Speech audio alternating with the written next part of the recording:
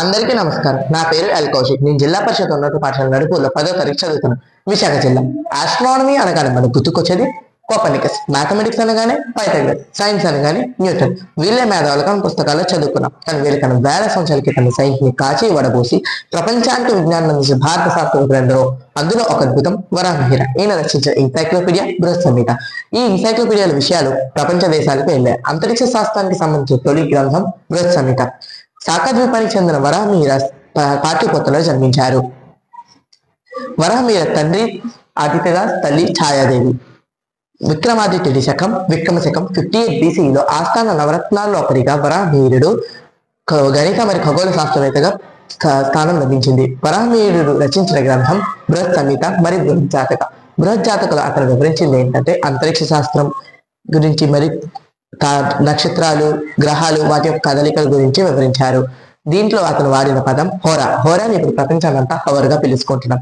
బృహత్ సంహితలో వివరించింది ఏంటంటే ఖగోళ శాస్త్రం, ఇంకా చాలా విషయాల గురించి వివరించారు.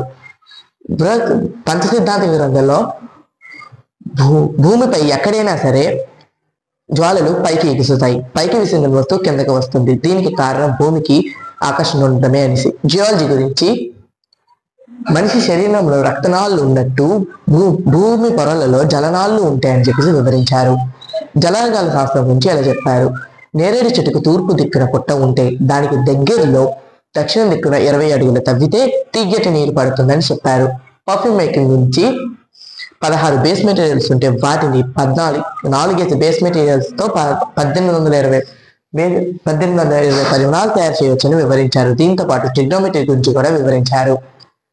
2000 సంవత్సరాల క్రితం ఈ విషయాలన్నీ కూడా వరాహమిహిర మనకి చెప్పారు. కానీ 200 సంవత్సరాల క్రితం వచ్చిన కెప్లర్, గెలీలియో, కోపర్నికస్ చెప్పినట్టుగానే మన పుస్తకాల్లో ఉంది.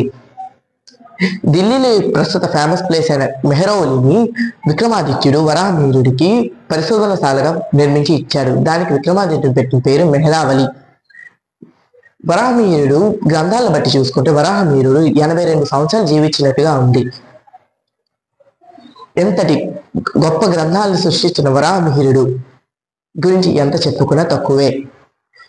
నేటి తరానికి ప్రాచీన ఖగోళ శాస్త్రవేత్తల గురించి తెలియచేయడమే నా ఈ కృషి. ధన్యవాదాలు.